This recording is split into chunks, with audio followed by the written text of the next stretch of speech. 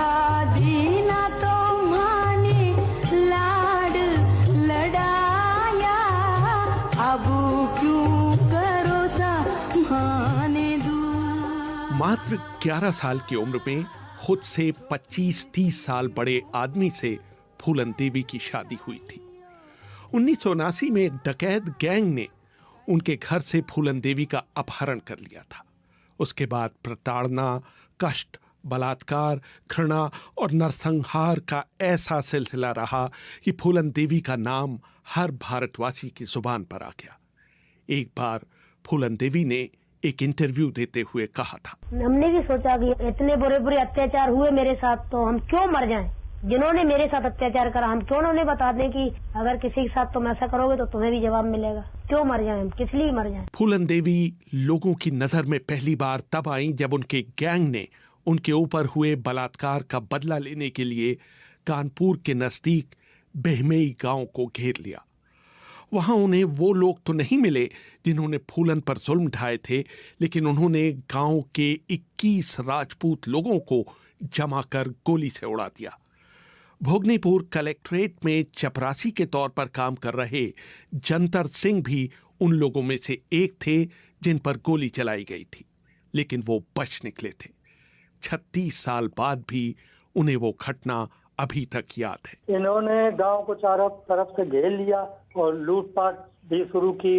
जो मिलते गए उनको पकड़ के एक जगह पर बैठालते गए, एक कुएं पर। तो इसके बाद जो है सबको इकट्ठा करके और बोले कि आप लोग जो है ये बताइए कि लालाराम गैंग को कौन खाना देता है। कोई नहीं बताया। बोले आप लोगों को कुछ पता होगा साहब? बोले हम तो पता कर ही लेंगे, और हम आते हैं तो पुलिस से मुखबिरी करते हैं आप लोग। तो उन्होंने बोले सब लोग बैठ जाओ, फिर बोले सब लोग खड़े हो जाओ, फिर बोले बैठ जाओ, फिर खड़े हो जाओ। ऐसे 2 बार कहा और इसके बाद जो है एकदम से इन्होंने फटाफट फाइट शुरू कर दिया सबके ऊपर। 7-8 फीट दूरी चला रहे, ज्यादा से ज्यादा गोली जमीन में धस जाती तो नीचे धूल, इतनी बंदूकों का धुआं, खून के फुब्बारे, उसमें इनको देख नहीं रहा था कि कितने जिंदा कितने मरे हैं। तो ये 1-2 मिनट के लिए रुके।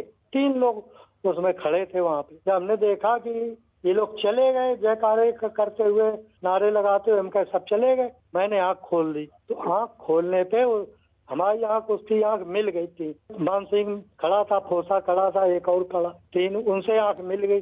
बोले देख वो लड़का भी जिंदा है। तो बोले साले अभी बताते, हमने साले धोखा किया तुमने। आके जो है सीने पे रख के फायर कर दिया 315 बोर की बंदूक। जंतर सिंह को उनकी चाची बैलगाड़ी पर लादकर अस्पताल ले गई थी। ये उनका सौभाग्य था कि सीने में गोली लगने के बावजूद वो ये कहानी सुनाने के लिए जीवित रहे। पिछले दिनों इंडियन एक्सप्रेस की संवाददाता मयूरा जनवालकर बेहमई गांव गई थी, जहां वो इस हत्याकांड में मारे गए लोगों के परिवार वालों से मिली थी। जगरानी देवी करके एक महिला है जिनके पति इसमें मारे गए थे। वो आज शायद 65 के करीब उनकी उम्र है। उन्होंने कहा कि उन्होंने फूलन को आते हुए देखा था। वो जय माँ काली कह रही थी और उन्होंने कपड़ा बांधा हुआ था अपने कंधे पे, और जो घरों में जो बर्तन और अनाज जो भी था सारा लूट रहे थे, और वो ऐसे कपड़े की बोरी में भर रहे थे उसको। और जब ये हादसा हुआ उसके 8 दिन बाद गांव में किसी के घर पे खाना नहीं बना। जो आसपास के गांव थे वहां से लोग खाना लाकर दे रहे थे बच्चों के लिए। और इसमें एक और राजाराम सिंह थे जो बच गए थे क्योंकि वो अपने घर के छत पे छुपे हुए थे। कोई उन्हें देख नहीं पाया, लेकिन जहां बावड़ी के पास लोगों को मारा गया वो उन्हें वहां का नज़ारा दिख रहा था। और आज वहां पे स्मारक बना है जिसमें सारे 20 लोगों के नाम लिखे हुए हैं। उसमें वो स्मारक जो है उस पे लिखा गया है कि ये निहत्थे निर्दोष कर्मवीर ग्रामजनों का डाकुओं द्वारा नरसंहार स्थल है। इस घटना के बाद उत्तर प्रदेश और मध्य प्रदेश की पुलिस ने फूलन को पकड़ने के लिए एड़ी चोटी का जोर लगा दिया था। एक बार पुलिस ने फूलन को घिलोली गांव में घेर लिया था। उस ऑपरेशन में भाग लेने वाले उस समय झांसी रेंज के डीआईजी और बाद में सीबीआई के निदेशक पद से रिटायर हुए एसके दत्ता ने बीबीसी को बताया। खबर आया कि फूलन आ गई, तो वहाँ हमारे दुर्लाल पहुँच गए, फिर एसपी पहुँच गए, भयंकर एनकाउंटर हुआ दिन में कई उन्होंने मर गया, पर फुलन का नहीं मिला। जब नहीं मिला तो Dhruvlal was very sure that Phoolan was there. उसका network of intelligence was so strong. तो फिर हम लोग जब पहुंच गए और वहाँ से पहुंच गया आगरा से वो हमारे वीपी सिंघल, वो थे additional IG anti dacoity operations. Kanpur से डीआईजी आ गया, हम भी झांसी से पहुंच गए, एसपी सब आ गए। तो तब तक शाम हो गया। तो ये तय हुआ कि रात भर घेरे रखो। रात भर घेरे रखा, सब जीप लाइट ऑन कर दिया ताकि दिख जाए, और गांव वालों को बताया कि एक एक करके आप इधर आ जाइए, तो ताकि गांव खाली हो जाए। पर सब आ गए, सबको चेकिंग किया ताकि फुलन ना निकल जाए। एक बुढ़ी औरत रह गए अंदर और खारी खारी ये चिल्ला रही थी, हाय अल्लाह। हम लोग समझ नहीं आई ये क्यों नहीं आई, और सबने कहा राजी नहीं हुआ।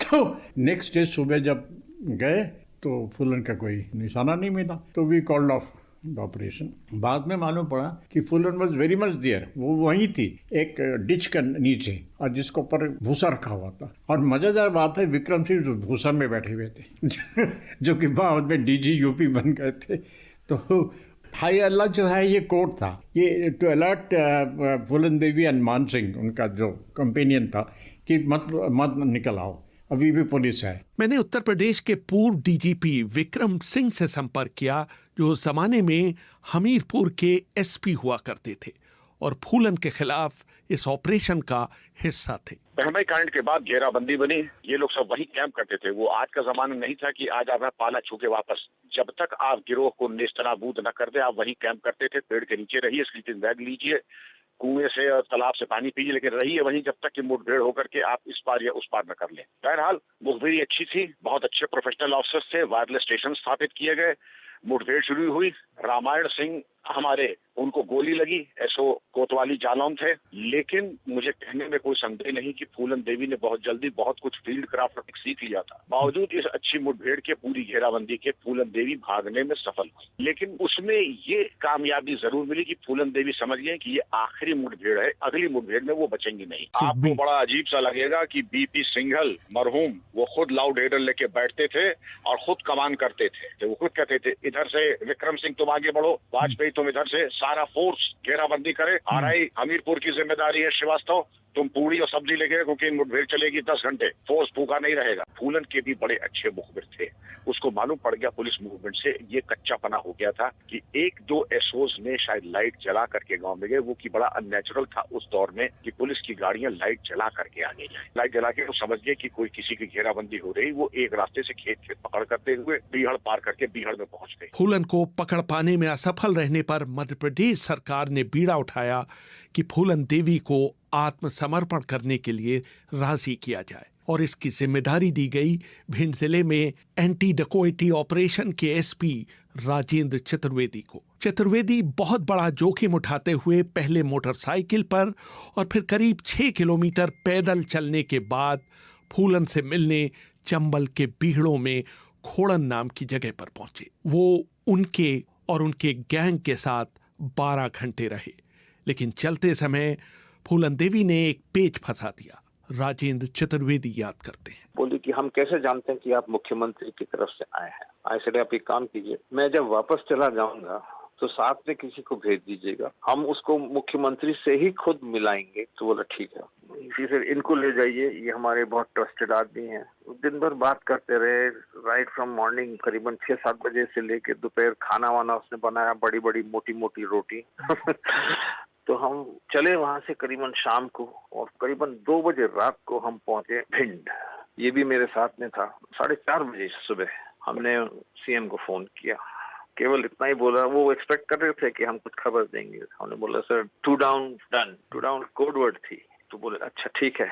तो ऐसे सर मैं I am thinking of catching the morning flight Gwalior से। फ्लाइट चलती है वहाँ 6 बजे। फ्लाइट में इंडियन एयरलाइंस के मैनेजर को भी बोला कि हम लोग बैठेंगे अकेले बिल्कुल, तो बिजनेस क्लास में बैठा दिया। और फिर दिल्ली पहुंचे तो फिर टैक्सी में बैठ करके हम मध्य प्रदेश भवन पहुंचे। तो वहाँ जब पहुंचे तो मुंह हाथ धो करके विदाउट शेविंग वेविंग कुछ नहीं। इन बिटवीन हम ये बात बताना भूल गए कि उसकी फोटोज हमने ले ली थी इंस्टामैटिक कैमरा से और निकॉन कैमरा से, गैंग की, उसकी, और उसकी वॉइस भी रिकॉर्ड कर दी थी। उसने अपनी माँ के लिए एक अंगूठी दी थी जिसमें एक पत्थर हकीक था। तो बोला ये माँ को जरूर पहुंचा देना। ऐसे बिल्कुल। तो जब मैं वहाँ पहुंचा और जैसा मेरा अनाउंसमेंट हुआ, बोला आइए चतुर्वेदी जी, तो he was having orange juice in a silver glass.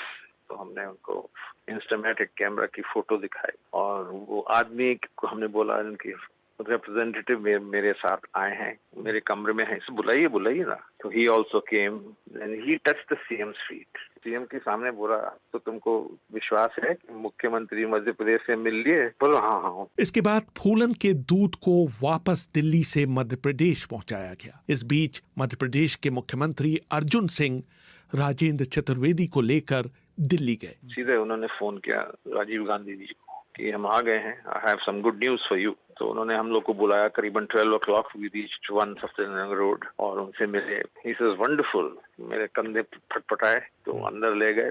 Madam से मुलाकात की, she was wearing her glasses, reading glasses, pink colour frame. तो देखी हम लोग के, मैं तो सावधान हो गया। अर्जुन सिंह जी बोले, this is Rajendra Chaturvedi, my superintendent of police of Bhind, he has brought something for you. तो जहाँ फोटो उन्होंने देखी, she said not very good looking। हम चुपचाप रहे, सीएम के सामने क्या बोलेंगे, good looking not good looking. she said all right, you have my blessings, do go ahead। इस बीच उनकी फूलन देवी से कई बार मुलाकात हुई। फूलन में विश्वास पैदा करने के लिए राजेंद्र चतुर्वेदी अपनी पत्नी को उनसे मिलाने ले गए। एक बार हमारी वाइफ को हम ले गए थे गांव, तो वहाँ उसको हमारी वाइफ ने एक शॉल दिया और लिपस्टिक थोड़ा सा परफ्यूम वगैरह सब उसके लिए दिया। और जब आपकी वाइफ गई, ये एक सॉफ्ट टच देने के लिए, एक विश्वास के लिए, क्या उसका पर्पस क्या था उनको ले जाने का? उनको ले जाने का पर्पस ये था कि देखो, हम तो तुमको ट्रस्ट करते ही हैं, तुम हमको ट्रस्ट करती हो कि नहीं। शी वॉज वेरी हैप्पी कि एक आईपीएस अफसर की वाइफ हमसे मिलने आई है। तो वो वुमेन टू वुमेन था ये बेसिकली। आखिर 12 फरवरी 1983 का दिन आया जब फूलन ने मध्य प्रदेश के मुख्यमंत्री अर्जुन सिंह के सामने आत्मसमर्पण कर दिया। हम लोग ने जगह चूज की थी, उसका नाम था इंगुई डाक बंगला। तो इंगुई डाक बंगले में जब हम लोग रुके रात में, तो वहाँ से गाड़ियों का इंतजाम किया था कि उसको ले जाएंगे भिंड। तो रास्ते में खूब फायर करते करते गए वो उल्लास से। वो जैसे स्टेज पर पहुंची, अर्जुन सिंह जी वो standing facing the crowd, Gandhi ji की फोटो रखी गई थी।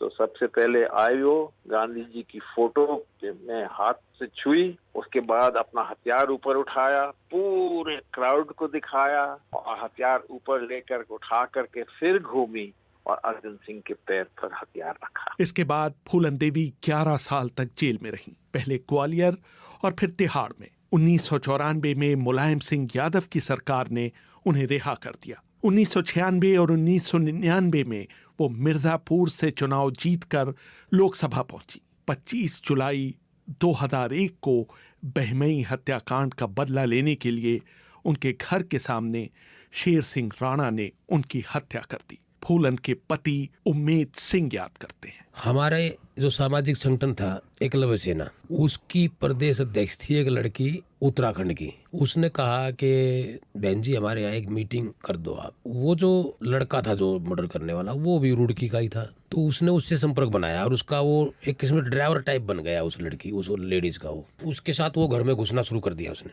जिस दिन वो मर्डर हुआ उस दिन वो उसके साथ आया हुआ था वो, और नाग पंचमी का दिन था। उसने उसको जो ना अपने हाथ से खीर भी बना के खिलाई थी फूलन देवी ने। और वो वहाँ से खीर वीर खिला करके 11 बजे करीब पार्लियामेंट निकल गई। गाड़ी हमारी तो उस टाइम गई हुई थी वर्कशॉप, उसकी गाड़ी वहीं खड़ी थी उसकी, उसी लड़के की। वो अपनी गाड़ी में उसको पार्लियामेंट छोड़ के आया। बस वो अंदर गई है तो उन्होंने ये कहा भी वापस आएगी है। वो उन्होंने अपनी जो भी बाहर बैठ के प्लानिंग जो बनानी थी बनाते रहे, और गाड़ी ला करके बिल्कुल दरवाजे के सामने खड़ी कर दी। दरवाजे के बगल में राजनाथ सिंह का घर, हमारा घर बिल्कुल बगल था। और जैसे ही वो आई पार्लियामेंट से, दूसरे की गाड़ी में आई थी, गाड़ी अंदर गई नहीं, गेट पे उतरी, वहीं उन्होंने गोली मार दी थी।